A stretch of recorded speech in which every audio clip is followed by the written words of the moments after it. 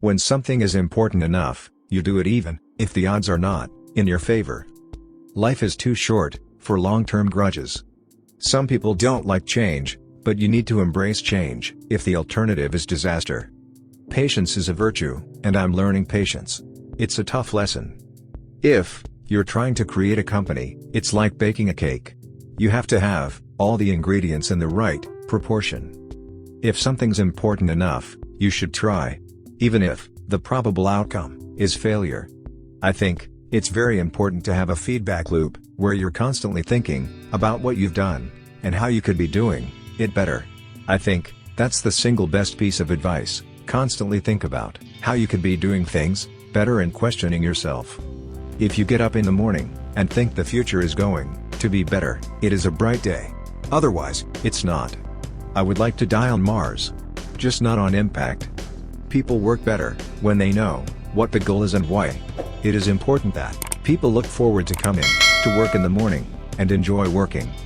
People should pursue what they're passionate about. That will make them happier than pretty much anything else.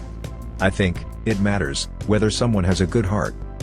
We're running the most dangerous experiment in history right now, which is to see how much carbon dioxide the atmosphere can handle before there is an environmental catastrophe. Great companies are built on great products. I think you should always bear in mind that entropy is not on your side. When I was in college, I wanted to be involved in things that would change the world. I always invest my own money in the companies that I create. I don't believe in the whole thing of just using other people's money. I don't think that's right. I'm not going to ask other people to invest in something if I'm not prepared to do so myself. There have to be reasons that you get up in the morning and you want to live. Why do you want to live? What's the point? What inspires you? What do you love about the future? If the future does not include being out there among the stars and being a multi-planet species, I find that incredibly depressing. I think that's the single best piece of advice. Constantly think about how you could be doing things better and questioning yourself. Really, the only thing that makes sense is to strive for greater collective enlightenment.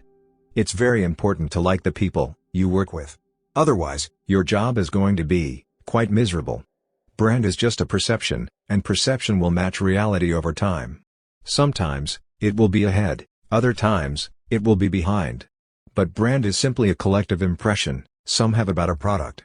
I think we have a duty to maintain the light of consciousness, to make sure it continues into the future. If humanity doesn't land on Mars in my lifetime, I would be very disappointed. I really do encourage other manufacturers to bring electric cars to market. It's a good thing, and they need to bring it to market and keep iterating and improving and make better and better electric cars, and that's what's going to result in humanity achieving a sustainable transport future. I wish it was growing faster than it is. I do love email. Wherever possible, I try to communicate asynchronously. I'm really good at email.